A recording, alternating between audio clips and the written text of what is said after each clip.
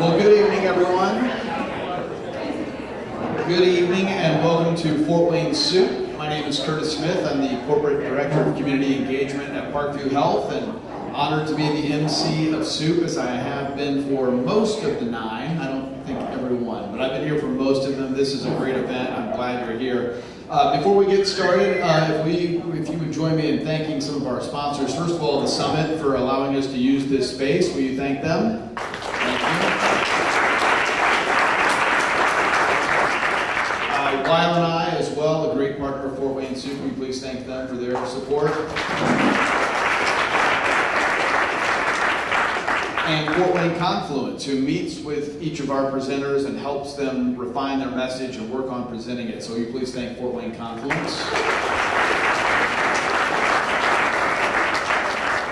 And Parkview Health, who has given money. You can thank Parkview real quick if you'd like. And I get to, because I have a microphone, I get to tell you real quick about why Parkview supports Fort Wayne Soup and why I'm here tonight.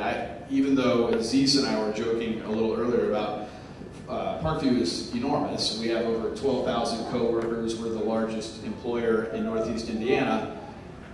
So why are we here supporting entrepreneurs and small businesses? It's because we believe in that, and we believe in this community, and we believe in investing back into and supporting our community. And there are a number of people in the room tonight who work doing just that. Aaron and Janelle Lane are here. They are not only members of Fort Wayne Soup, but they work at Parkview, and they work upstairs. We give them a round of applause.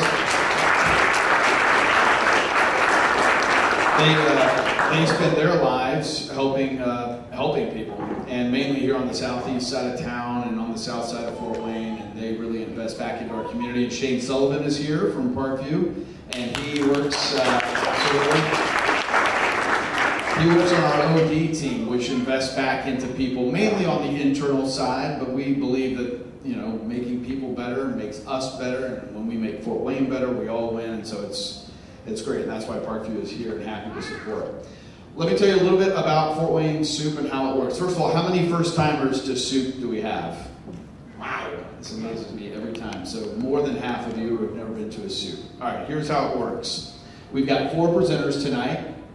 They are going to give us their idea, and then we get to ask them questions, and they'll give us answers. And they have 4 minutes for each segment of that. They get to present for 4 minutes, and then the Q&A time is 4 minutes. So I'm going to introduce each one of them, hand over the mic, and then you'll notice that I slowly start to creep up and look like I'm being very rude.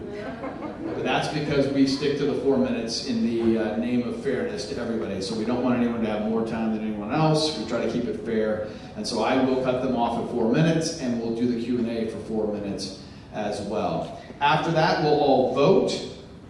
You can vote here on the stage. I'll explain that later on. And when you do vote, the winner is going to walk away with some money tonight. Money that we have raised here at the door tonight, and money that has been matched by Parkview and some of our other sponsors. One thing that sometimes I forget to point out, so I'm not going to forget tonight. Back on the back wall, you'll see these neon-colored squares. In those squares, usually we have some Post-it notes or something over there, and I'm sure we do. That is for you to help brainstorm with our presenters tonight. If you have an idea, if you have a question, if you have a connection, if you have a thought that you think would help one of our presenters make their idea better or get them connected with the right person, we'd love for you to jot that down and put it in their square, because it's not just about the winner tonight. It's about all of these presenters helping to make Fort Wayne a better place. And later on, during dinner, we're going to hear from one of our past presenters. She's got a really exciting story. She presented and did not win, but her idea got off the ground because of the connection she made at Soup. And I love that about Soup. It's not only about the winner. We're here to make Fort Wayne better, not one single person and one single idea. So I love that, and that's a way you can jump in and help make these presenters better and help ideas get better. All right, you guys ready to meet our first presenter?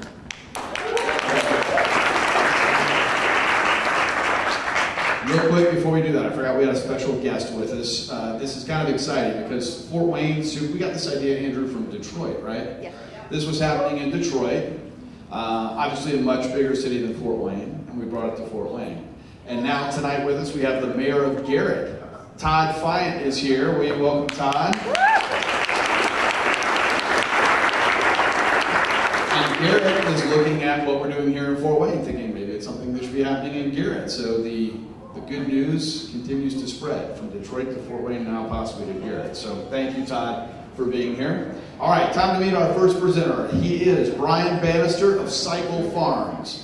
Cycle Farms is a vertical indoor-outdoor farm which will sustainably grow specialty produce while using organic compost trash taken from restaurants and food service kitchens. Brian Bannister is the founder of Cycle Farms and an avid chef. He was born and raised in Fort Wayne and has always had a drive to start a business and push food forward in his hometown. After degrees in culinary arts and clinical dietetics from Johnson & Wales University, he has found a way of combining his passions for nutrition and the arts by creating a more responsible way for kitchens to operate. By participating in composting, different food service operations are not only reducing their carbon footprint, but also gaining access to locally grown nutritious foods not commonly found around Fort Wayne. Cycle Farms is located in Huntertown Industrial Park and hopes to have an accompanying food truck in the future to bring the operation full circle. Will you please welcome Brian Bannister?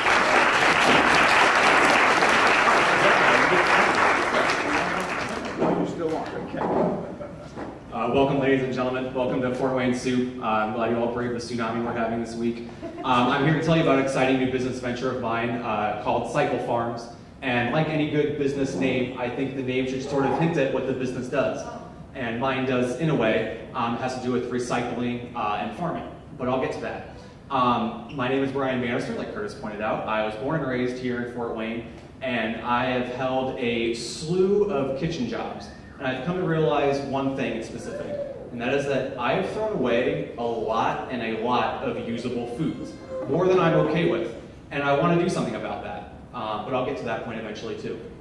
As it stands right now, the food that we produce globally, we waste about 40% of all the food that we grow, whether it be due to spoilage, improper shipping and receiving, or we just consciously decide to throw away the food when we're done with it. A little less than half of all the food that we make go in the trash.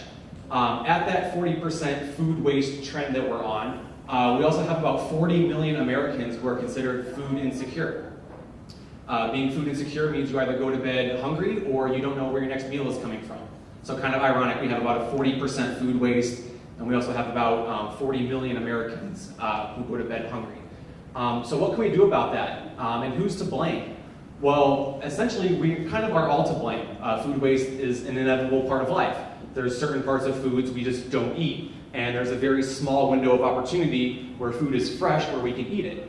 So essentially, it's all of our faults. It's inevitable. But what Cycle Farms wants to do, what I want to do, is collect that food, the compostable food. And obviously, most of you are probably well aware of what composting is. So logistically, this is how I see it working in its infant stages. I plan on making connections and building relationships with local chefs who I know quite a few around Fort Wayne, and I hope to be able to ask them to go out of their way to separate their compostable trash from their non-compostable trash. I plan on supplying them with cane bros, which are food storage containers. They're about 22 quarts deep in size, and upon filling those up, they would contact me. I would come and pick it up from them and be composting it on site at our vertical indoor and outdoor farm, which I've already started growing some produce, like he said, up in Huntertown, Indiana. What would incentivize our chefs to go about separating their foods? Well, some of them that I've talked to would just like to do it for the environmental responsibility. Others we would have to compensate in a small margin. But the coolest part is that we could be giving them credit towards future food purchases, so kind of bringing it full circle. And then the amount of compost that I hope to pick up, there's no way I'd be able to use it all at my operation. So I hope to be able to compost and be selling that compost to other local growers, suppliers, and farmers. And I think that's a very novel concept that we're kind of, connecting chefs and farmers on sort of the backside of the transaction. We obviously have farmers producing goods for chefs to use. How cool would it be if we had chefs providing a usable substance for farmers to use? And so you're kind of creating a close network between supplier, producer, and consumer.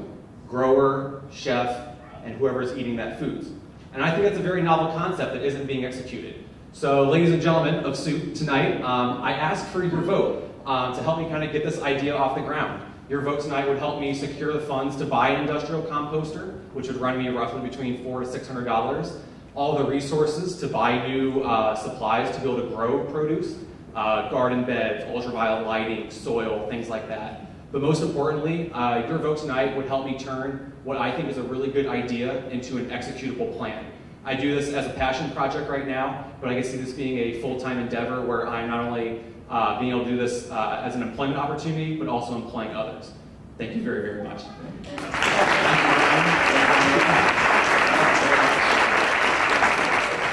Great presentation. Love the tsunami reference, but I do have to let you know I have it in my contract that I'm the only one who can make weather jokes. So just watch your step there.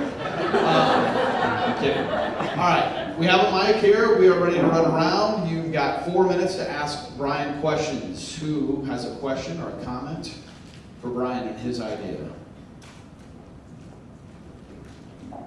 We've got one right here from Stephanie Henry, who's going to present later on. Spoiler alert, she's the past presenter. Go ahead, Stephanie. My question is, have you thought about how you're going to get your compost materials, from the restaurants back? Is that going to be like a weekly, a monthly, and it says organic? Are you going to also have them certify that the stuff that they're donating to you is also organic and not GMO? Yeah, so as far as the pickup procedure, I guess, would be in its smallest stages. I guess the coolest part about my idea is it's very scalable, so we could be setting up a regular schedule for people to be, if they knew how much trash they were producing, it'd be a bi-weekly or a once a month pickup, whatever it may be. But I would basically just pick it up in my truck that I have. The coolest part that I'd like to do is I'm currently trying to open a food truck as well. If I was in a downtown area, I could throw it right on my truck. As long as it's sealed, safe, and ready to go, I could take it back to my composting site. As far as being organic, any plant-based material is technically organic, so just making sure and educating the chefs, and they would know this beforehand, but reiterating the fact that only organic compostable material can go into those containers, if that answers your question. Next question is right here. I was wondering how many people you have working with you on this. Yes, so I've reached out to a number of chefs, specifically Matt Nolad at Towan. Johnny Perez has a new food truck called El Mercadito. The chefs at Proximo, where I used to be employed. I've reached out to a couple of them and at least asked them about if they would go out of their way to do that for me. Them being friends of mine, they of course say yes, and they would get behind being more environmentally responsible. I feel like for some other chefs in a very hectic kitchen environment, them to go out of their way to do another task in the kitchen is asking a lot of them, so I'd have to compensate them in some sort of way, but I've at least reached out to maybe a handful of people already. Back of the room. Hi, I've been following Bowery for a while. They're kind of leading the charge with vertical grow, especially indoor. What do you see that as a direct competitor? Do you think that what you're doing is sustainable? Are you worried that potentially these much larger companies would move in and pretty much wipe you out? Or is this not in a market that you're thinking of scaling out? Yeah, so I think that, especially because I want to grow, I guess, more specialty produce, stuff that you can't regularly get from a Cisco or a Gordon's, things that are a little bit more maybe high dollar that would maybe compensate us a little better for sustaining a business model. I don't see this direct competition because there's a lot, I guess, worse direct competition from mass producers. So if anyone's growing stuff on a local level and scaling it appropriately, I don't feel like it's necessarily direct competition, but people that you can maybe even reach out to as a resource. I feel like people in this sort of community that are growing foods and trying to nourish everyone kind of like to work together. So I guess I wouldn't see it necessarily as direct competition. We've got about 45 seconds. Time for one more question, if someone has a question. All right, seeing no more questions, can we give Brian a round of applause? Thank you. Thanks, Brian.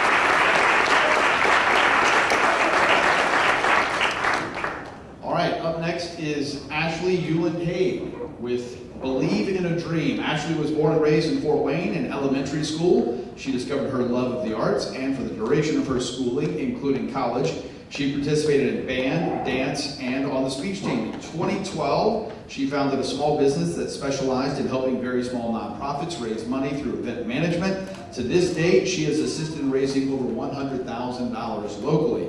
Ashley has a passion for helping others and the less fortunate, and has utilized it while serving the community, including work with Shepherd's House, Three Rivers Festival, Invisible Vets, Race for the Warrior, and the VA. Ashley is a two-time Athena Young Professional nominee and a recognized community leader. Will you please welcome Ashley Hewland-Hay.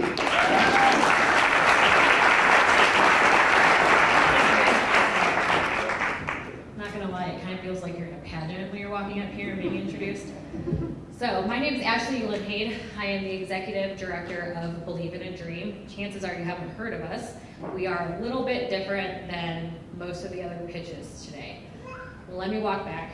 I have been in the nonprofit sector in some way for almost a decade now, and it has been the biggest passion of my life, just seeing the difference that you can make in other people's lives just with your daily actions. So, Believe in a Dream is a little bit different because we have actually been around since 2012. We are now we're old. So up till now, we've actually been completely board run, and every single dollar that's come in has usually been brought in by a board member of some sort who are all working full-time jobs. Our chairman actually lives in DC, so you can imagine how difficult that gets for us. We have two parts to Believe in a Dream. One is the business side, and the other side is musical arts. The business side, we have entrepreneurship training for high schoolers and up-and-coming students in the area, including after you graduate, you can meet with one of our program directors or somebody that we bring in, and they will help give you constructive criticism on your pitch and your ideas and all of that. We also have a high school leadership summit, which is pretty cool. We had 100 students from Fort Wayne community last year come out, and we ran it just like you would a grown-up leadership summit.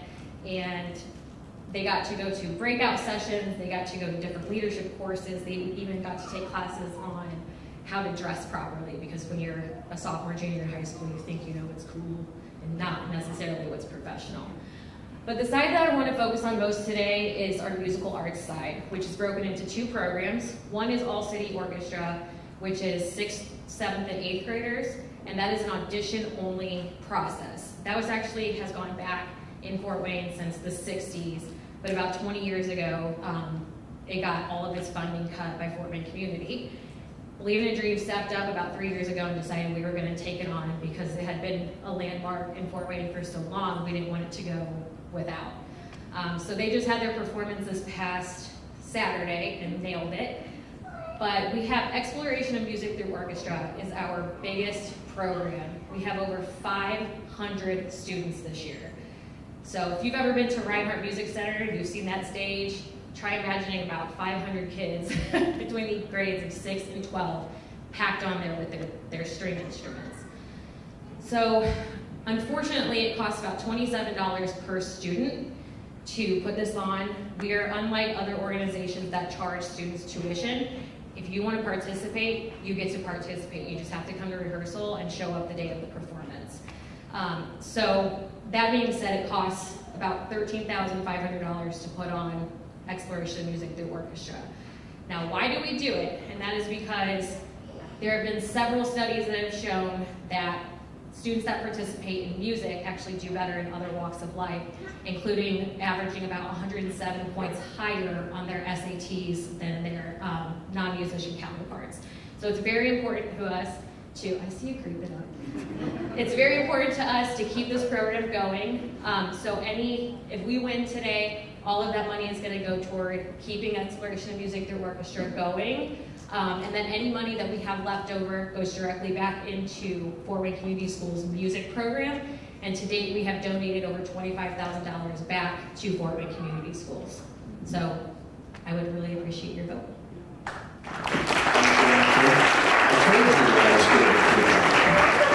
It's not really creeping when you advance, if I give you advance warning. Every time you step towards me, Step towards me this way. All right, we've got 4 minutes for questions for Ashley, who has the first question to kick us off here. don't all go at once. Yes, we've got a question right here in the middle of the room. I will hand you the mic. Slayers. How many conductors or teachers are you employing? Are they volunteering, or is it low wage earnings for them? We have, is this on still? Should be. I'll just yell. We have 2 conductors. They are volunteer. They're volunteer basis only. They should be nominated for sainthood because of everything that they do for us. They run both All City Orchestra and EMTO, and they put in well over 200 hours on a volunteer basis for us. But again, we are very, very low funded. I'm the only employee at this point, so we would like to get to the point where we can hire a program director full-time to handle that, but we're just not there yet. Next question for Ashley. You got one right back here. With each of your programs, how many students are participating? So with Pave the Path Leadership Summit, we had almost 100 in our first year. The entrepreneurship side kind of varies. It depends on how many students choose to participate in that. Right now, most of them come from New Tech High School, New Tech Academy, I apologize. And I would say we're roughly about 60 with them. And then between All City Orchestra and Exploration of Music through Orchestra, 500, 600 kids annually. And those 500 kids, I'm sorry if I misunderstood, but are they only from Fort Wayne community, or are they from across the region? So as of right now, it's primarily Fort Wayne Community Schools because that's the reach that we have. Our goal is to get kids from Homestead, people who are homeschooled. We really want to make it as inclusive as possible for anybody in the Northeast Indiana area that wants to participate. Other questions? We've got about a minute and a half. One right here in the front. With you preparing the students for entrepreneurship, are you preparing them to go out and present, or are you preparing them to go on to college? And what has been your success rate? That's a really good question. I'm glad you asked that. So the way the entrepreneurial part of it works is we do offer coaching for students who want to open their own business, but on the flip side, we also offer some of them the opportunity to apply for a seed grant from us, and that can be anywhere from about $500 to $1,000 to kind of kickstart what they're doing. What we found is that most of the kids who win, the students who do win that seed grant, they don't necessarily become super successful with their specific business, but what it does teach them is that hard work is going to pay off long term for them, and that they can follow whatever crazy idea they have in their head and work hard, and they can get where they need to be, where they want to be. Got about 35 seconds, time for one more, if we have one last question. Okay, will you give Ashley a round of applause? Thank you, Ashley. Our third presenter tonight is Stephanie Gosselin. She is here with Women Are Fort Wayne. Stephanie Gosselin fell in love with Fort Wayne in 2016 and moved here from Los Angeles. Culture shock. She brought with her a decade of graphic design, branding, and digital marketing experience. A strong believer in co-elevation and a strong supporter of women's rights, she got inspired this year to create a platform for the women of Fort Wayne to share their stories, ideas, projects, and tools with each other. She hopes that Women Are Fort Wayne will help build a supportive community of empowered women helping each other to rise. When she's not designing or working on creative projects, she's usually found on a hiking trail, traveling, practicing yoga, or enjoying time with her husband, daughter, and dog. Will you please welcome Stephanie Gosselin.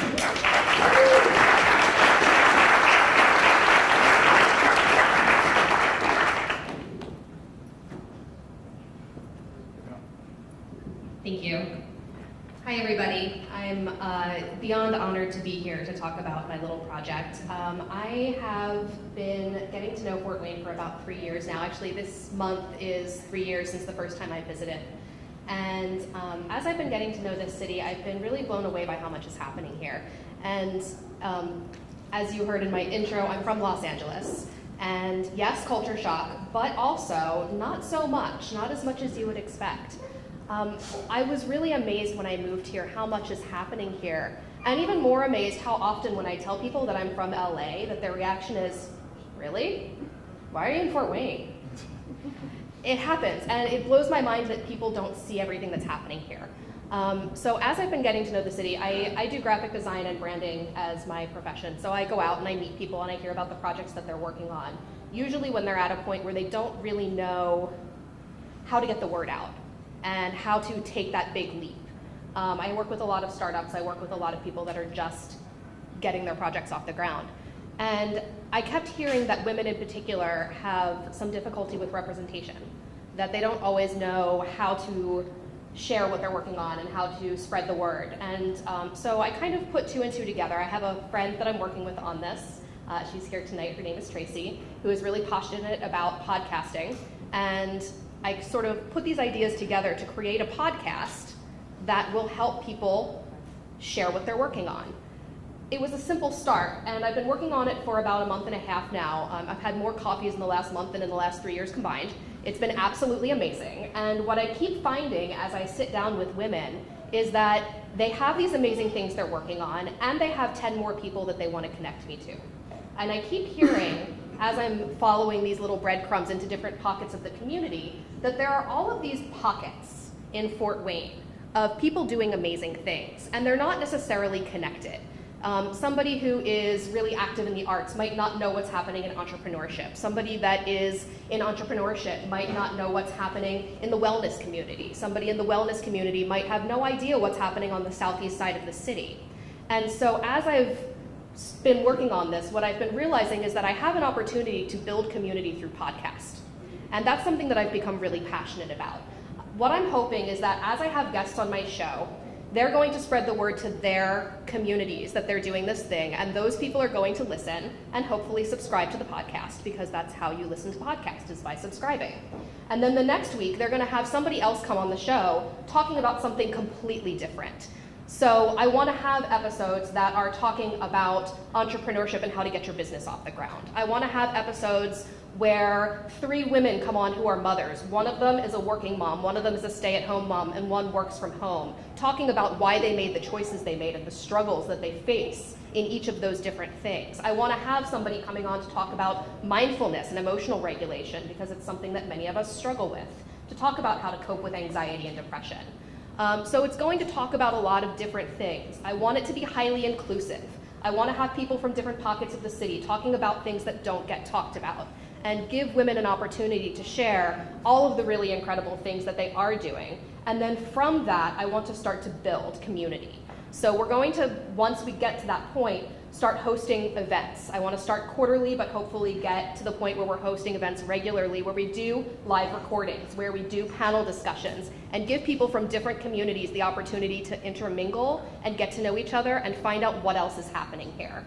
So my little project has kind of gotten bigger, and I'm hoping that if I can get some funding for it, we can take it to a big scale very quickly and have a weekly podcast of high quality and start to make some real change. Thank you, Stephanie. All right, you know the drill. We've got 4 minutes for Q&A. Who wants to kick us off for Stephanie? Questions for Stephanie? Yes, back right here. Hello. I just wanted to say, as someone who moved here from California, I can definitely sympathize or empathize with like the reactions that people get. And I just always like smile and laugh too. But I was wondering, because a podcast is a national or international kind of platform, if you did gain a ton of traction outside of Fort Wayne, would you keep focusing on Fort Wayne, or would you go national with it? I am so glad you asked that question. So I actually have an idea for this that kind of takes it beyond Fort Wayne. I feel extremely passionately, as I've been thinking about this, that it's important for there to be podcasts that focus on the local, especially for women that are just trying to create change at a local level. I think that local is where change happens, and that it grows from there. This is where the seeds get planted.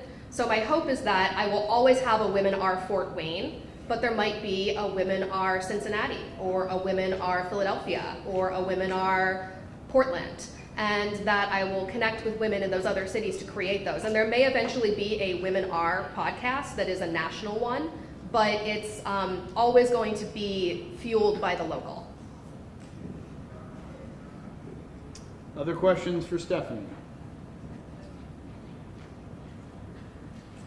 Yes, right here in the front. Do you guys currently already have equipment or a space to record? We have one microphone, and we are renting space at IPFW. Tracy is a student there, so we're able to use that space. But we are hoping to use the money from tonight to get better equipment and hoping to have a more permanent space because she's going to be graduating eventually. She doesn't seem convinced of that. Oh, yes. Other questions? We've got just under 2 minutes here. Only have time for a couple questions. Yeah, a couple over there from the back. Hi, are there any podcasts that you love that you're kind of modeling after, or have you any examples of woman-based podcasts that are successful right now? You know, I can't say that any of the ones that I've personally listened to a lot are women-based, although there is one that just recently launched. It's only done 3 episodes. It's by a woman named Hillary Rushford. It's called You're Welcome. She is based out of New York. I've been following her on Instagram, and she built herself a really amazing business using Instagram and social media marketing, which as a branding and digital marketing person, obviously she's pretty inspiring to me. But she's recently launched a podcast about how she did this and the struggles that she has personally overcome to get there. And she has some really beautiful vulnerability that she shares on that. I'm sure that there are more out there. I am not the avid podcast addict that my amazing partner in crime over here is. She could probably answer that question much better than I could with all of the thousands of hours of podcasting you have. So make sure you talk to her afterwards. We have 25 seconds. Quick question? Yes. What platforms will your podcast be available on? At the very least, we're going to have it on iTunes and Stitcher, but we're probably going to have it on a few more also. We're still researching the options. Okay, great. Thank you, Stephanie. Can we thank Stephanie?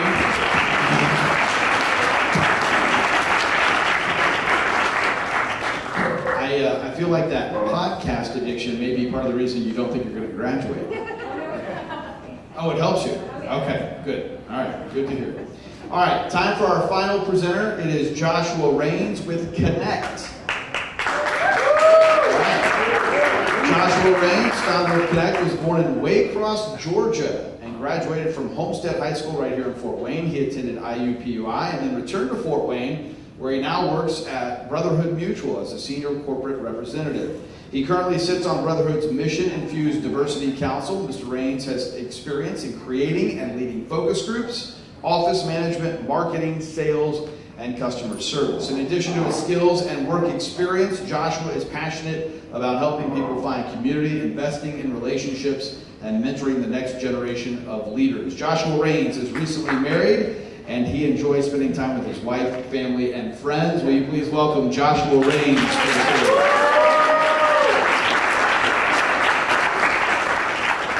We got people from California and Georgia tonight. We are crisscrossing the nation. All right, Josh, take it over. Thank you so much. Wow, my team and I are so blessed to have the opportunity to present tonight. But I want to ask a few questions first. No need to reply or anything like that. I just want you to think about this. Okay. How many people in here have actually gone to a new area and had trouble finding a community? Okay. How many people have gone to a church that's not the right fit for them, so they awkwardly sit in the back and kind of ease their way out at the end? How many people have done that before? Okay, quite a few. And how many people living in the city of Fort Wayne see so many churches get so overwhelmed that they stop searching? Like Kurt said, my name is Joshua Raines, and I'm from Georgia, and I moved up to Indiana, and I experienced all those scenarios I was referring to earlier. I've experienced the struggle and frustration of trying to find a home church, of trying to get plugged in.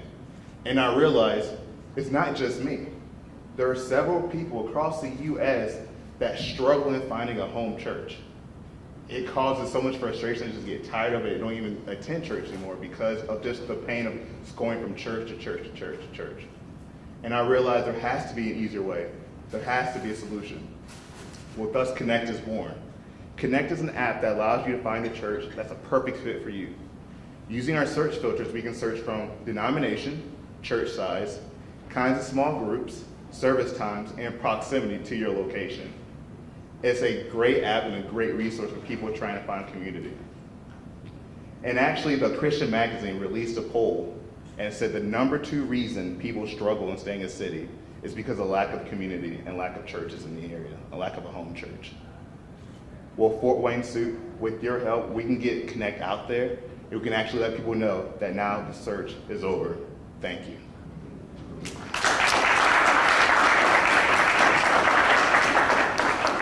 All right, Joshua, streamlining the message. So we have plenty of time for Q&A here. Who wants to kick us off with a question? For Joshua and Connect. Yes, Ross here in the front middle. We got a mic coming to you, Ross. That was very nice. Does the app already exist and you're enhancing it, and what are you looking for in the money? So the money we use for actually the maintenance, actually the development of it. So we have all the app screens designed. We're just waiting now to get it developed and get it released. So the money will go for the maintenance of it and host a server with all the information of the churches that we've gathered so far.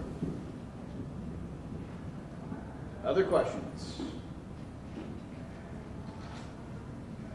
One right here in the front, and then one towards the back, and then another one towards the back. I'm a local pastor, and I'm wondering what process do you use to connect with the churches that are in town? How do you make connection with those churches so that they can have presence on your app? Great question. So I've been in a young adult ministry in Fort Wayne for probably about 2 years now. So I've had access to a lot of major churches and some local churches. So using some of the relationships I already have, I've been able to have over 30 churches now registered on the app. We actually just now partnered with the Associated Churches of Fort Wayne this past week. And so we're looking to add their directory, which is over 140 churches so far. And so I'm hoping the more events that we go to, church events, the welcome wagon when people come to Fort Wayne to get a bulletin, I'm hoping to use some of those marketing ideas and marketing tools to get the word out there for local pastors such as yourself to come up to us so we can get your information filled out. Do we have a question back there or not? I can't tell. Yes. Okay, good. Sorry. I guess I was wondering because I was thinking about one of your main demographics would be people who are probably newer to Fort Wayne and searching. I guess I'm curious to see how would you get the information about the app out to those who are newer to the community and those who are settled at a church? Like, how could you keep like the regular usage consistent if the people coming to Fort Wayne? Well, yeah, did that make sense? Yes. I got you. So we're looking to do this. Actually, the #1 place we're looking to go is actually realtors, right? So when you're looking for a home in Fort Wayne, realtors normally hand you like a brochure or a pamphlet that actually shows you all the new things in Fort Wayne. We're hoping to partner with a lot of realtors in Fort Wayne to actually have our information. So as someone would say, if you're looking for a church, this is a great resource for you to use to actually find the perfect fit for you. The more stuff that you see, the more videos, social media would actually really enhance that for other people to catch the word and actually want to download it themselves. I have another question over here. So in the beginning of your presentation, you mentioned a couple search filters to help people find a church that they would like. Are there any other things, like apart from machine learning, that would let someone know which church that they should choose? So from surveys and research that I found, most people that go to church is actually more near them than anything else. Proximity is a huge factor for it. So we took what we naturally saw as like the most general information that we can actually get from them, and we were able to actually take a few of those things and put like what the most important things were. And so the proximity location would be one of the most important ones. Got about 30 seconds, time for one more. If we have one more question. I didn't see the hand over. real quick. How many more, what other information can you populate on that app beyond those like 4 criteria that would give a sense of the emphasis, personality, priorities for that congregation? Gotcha. So we also have a description part as well. So most people, when it comes to finding church, they actually go by denomination. Number one is a huge thing for them. So the churches will pop up closer to proximity, so it'll be like the top 5 to 6 churches we hope to pop up there. And so when they click on the church, it actually has a description in the bio of the pastor there of what the church actually does and what all it pertains to. All right, give it up for Joshua. Thank you, Joshua.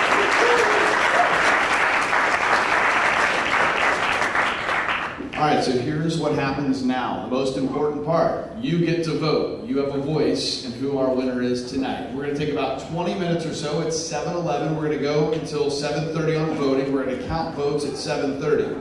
Here is how the voting works. You fill out the ballot that you got when you came in, and then you fold it up and you place it in one of these 4 containers. Here's the key.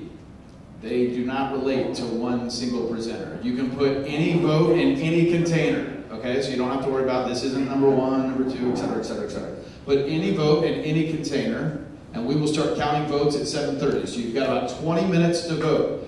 During these next 20 minutes, you can also remember the squares in the back of the room, add ideas, ask questions, put connections up there. That'd be great. We've got a little bit of information on your table if you need a refresher on what you heard tonight from our 4 great presenters. So if you want to look that over before you vote. And then perhaps most importantly, we've got dinner. Now I know we have a lot of first timers here, but who can guess what's for dinner? Okay, good. All right, this is Fort Wayne soup. We've got soup for dinner. So we're going to form a line and go through the line and get some soup. While you're in line for soup, we're going to have a couple of presenters go. So I'll let you go and get in line and get some food. But during that dinner time, we are going to have some presenters on the stage. So if you wouldn't mind trying to keep it down a little bit, I know you're going to be in conversation, but give our presenters some of your attention as well as you eat dinner here. And then we will start counting votes at 7:30 and see who the winner of soup is. So get to voting, get to eating, enjoy these next 20 minutes.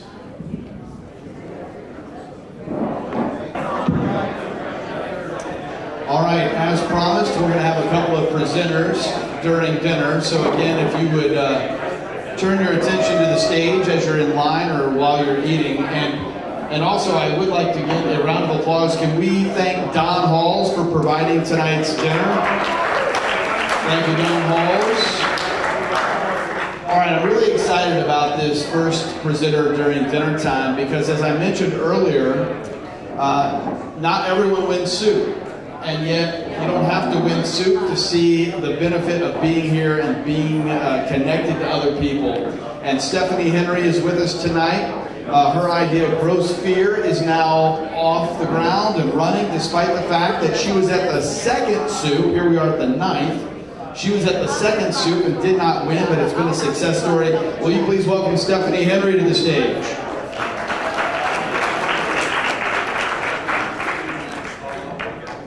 I'd say this gets easier after you've already presented, and it doesn't really. So I'm still not really good at this, but the best thing about just giving you guys an update is I get to give you a video. So like Curtis said, I was in the second round of soup, which I was super excited about. We had a great turnout, much like tonight. I'm super excited that there's still so many people who are finding out about soup for the first time. But I did not win. But in the course of dinner and in the course of talking to people who were putting notes up on the back, I ended up meeting my sponsor. And not only did I meet my sponsor, but we ended up making a nice friendship. We got the funding for my Gross Fear.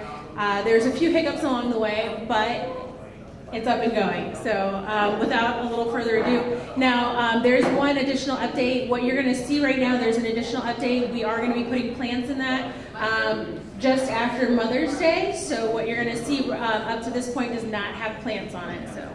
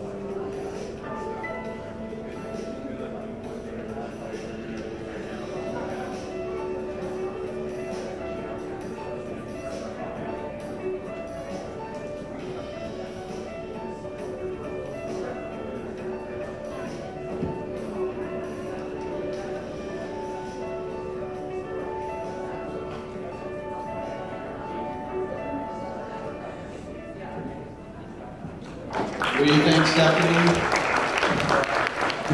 If any of you have questions or anything you want to know about Grossphere, Stephanie is here tonight with us, and you can certainly ask her those questions. Our next dinner time presenter is Renata Robinson.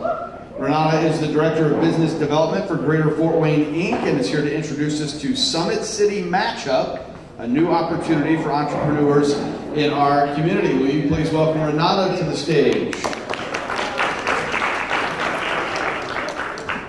I gotta see how nervous this makes me. So unfortunately I don't have a video, so I have to talk to you guys. So Summit City Match, has anyone heard of that? We launched it about a month ago. Hands up. Okay, tell me about it. I have to talk. No, I'm just kidding. So Summit City Match, basically we are matching vacant properties with business owners, entrepreneurs that want to start a business. It's a program that also came out of Detroit, like Soup did, and their program there was called Motor City Match. So I'm going to read some things. So the program pilot focuses on a 2-mile stretch of South Calhoun from Murray Street to Rudisill to the south, and this is about a 2-mile stretch, and this pilot will inform, hopefully we're hoping this is not a one and done, so we're going to hopefully have this in different corridors as well. So we're also helping businesses get off the ground, so there are multiple components to this Summit City Match. So there's the Build Institute. Is that right, Raina? It's called Build Institute? Yeah. Okay, thank you. Raina's one of the instructors to that. So it's basically entrepreneurs that don't necessarily have a business plan. So it's an 8-week course that helps entrepreneurs develop that. And then they might be ready to apply for the Summit City Match. And then the main Summit City Match is, again, matching entrepreneurs and business owners with vacant properties. We're hoping, I think the applications for the business owners are due by June 30th, and we're hoping to make the matches in August. And prior to that, we're having what's called a pop-up program, which is going to be running in conjunction with Open Streets this summer, which is July 14th, Sunday. So we have that opportunity as well for businesses that aren't ready to have a full-time business for months and months on end. This is city permitting only allows pop-ups to happen for a month. So it would be, again, in conjunction with the July 14th event. It could start before that or after, but you have to be in the space. And there's also going to be an entrepreneur-focused event on July 14th at the end of the Open Streets. So that's something, if you guys, I'm sure that it'll be promoted, but I wanted to give you that information now. We have a couple information sessions coming up if you want to know more about these programs. On May 14th, which is a Tuesday at 8 a.m., and then May 15th, which is a Wednesday at 5:30 p.m. This is at the Penta Center at 2513 South Calhoun. So back on that table to the left of the pottery, there's information for building owners, business owners, and about the pop-up opportunity. So feel free to grab one if they're gone, because everyone wants to grab one. Let me know. Also, summitcitymatch.com is our website. So all the information, the applications, and more information is on there if you want to check that out. So thank you. And this is a city project. I didn't mention that. Being run out of the SEED, which used to be called the Urban Enterprise Association. So that's the program. Thank you, Renata. Renata mentioned the tables there at the back. I want to tell you about the table with all the bowls. Catherine Gaff is with us this evening. She is with Empty Bowls, a unique initiative organized by the IPFW. Wait, it's not IPFW. It says IPFW on my sheet. We're still typing it. By the PFW Ceramics Club. The Empty Bowls event is designed to integrate students into the community as well as help out the Community Harvest Food Bank and the PFW Food Bank. The event begins with students creating as many handmade ceramic bowls as they can. The goal is 500 bowls. Every few weeks, the PFW Ceramics Club holds a bowl-a-thon. They hold events in the studio, which allows any student or community member to come in and utilize the studio to help make bowls. Local high schools also donate bowls from their students as well, such as Northrop High School. They've done that. The students then seek out stores and restaurants that will donate or discount the price of soup, cookies, bottled water to serve during the event.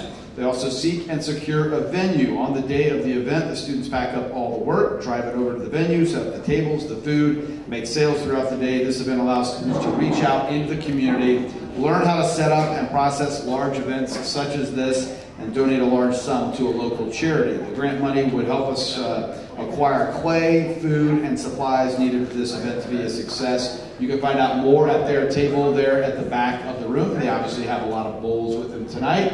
Speaking of bowls, I think there's a little more soup.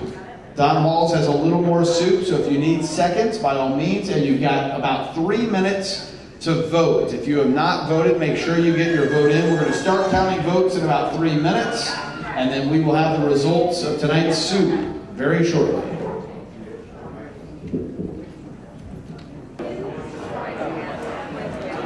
All right, ladies and gentlemen, it is time to announce our winner of Fort Wayne Soup tonight. Before we do that, a couple of quick reminders here.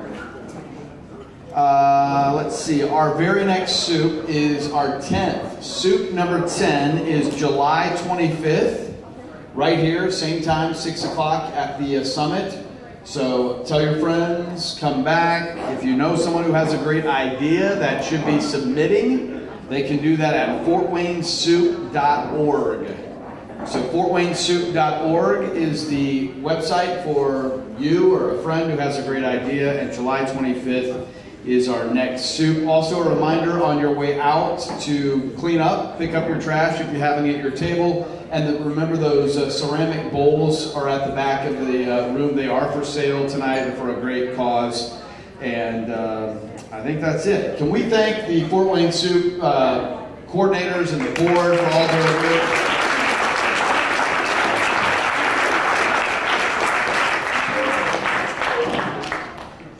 All right, I'm kind of excited because we have, for the first time in soup history, we have one of these big checks. I know, right? So I feel like I kind of need a Vanna White, but I'm not going to make Amber come up here, even though I really want her to. Oh wait, Janelle, you want to come be my Vanna? Come be Vanna. With Nova, yes, come on up. This is Janelle Lane from Parkview, and this is Nova, who's, what, a year and a half? 18 months. Hi, Nova. Can you give me 5 again? All right. Janelle, you're Vanna White. You hand out the check. Okay. Tonight at the door, we raised $318, and that gets matched, so $636 to our winner tonight. And our winner tonight, I think it's soup tradition to have a drum roll, isn't it? Let's have a drum roll. Our winner tonight is Stephanie Gosselin, winning our Fort Wayne. Stephanie, put that baby down and get up here.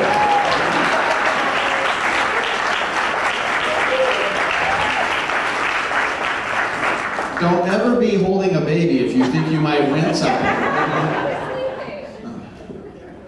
Janelle has a big check for you. Wow. Sorry, and another baby. And there's another baby in the way. Stephanie, this is very exciting.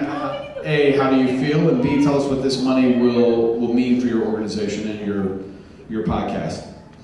She wants a picture with the baby. Okay. I figured it's for women, so why not have men? Right, we have a future woman right here.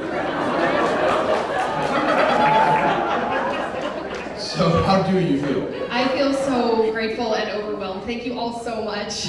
I'm really, really excited about what we're going to be able to do with this. This is going to make sure that we have the best equipment and the best sound possible. Good sound quality makes a huge difference in whether a podcast is successful or not. This is going to help us pay for our hosting, because we have to not just have a website, but also pay for hosting for the podcast itself.